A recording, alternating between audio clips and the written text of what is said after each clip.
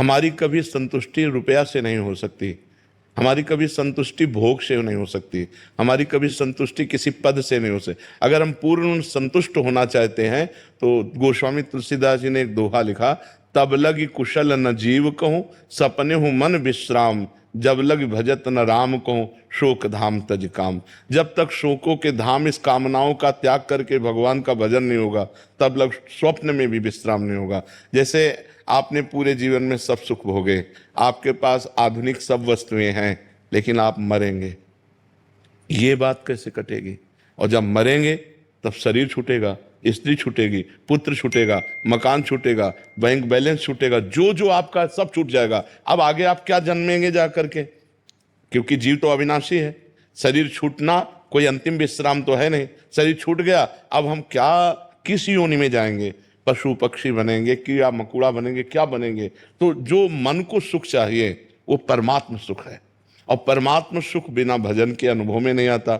और हम लोग बहिर्मुख हैं, मतलब बाहर संसार को सत्य मानने वाले, तो लगता है ये पद मिल जाए तो सुखी हो जाएंगे, इतना ऐसा ऐसा, बस केवल वो गणित चलती रहती है और सुख कहीं नहीं मिला, आज तक कहीं नहीं मिला। आप बताओ कहाँ सुख मिला?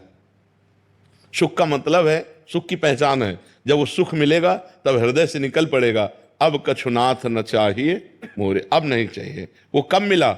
जब केवट भगवान के चरणों को धो रहा है।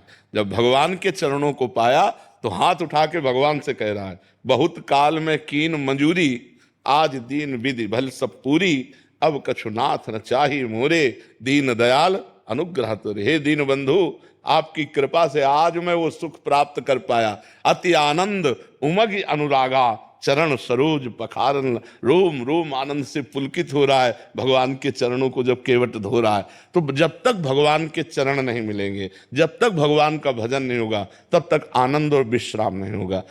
तो ये बात समझ लो, चक्रवर्ती सम्राट पद भी विश्राम स्थल नहीं है। जब तक भगवान को हम प्राप्त नहीं हो जाते तब तक विश्राम नहीं होगा। इसलिए नाम जप कीजिए, पापाचरण से बचिए, गंदे आहार से बचिए, तो आपको शांति मिलने लगेगी।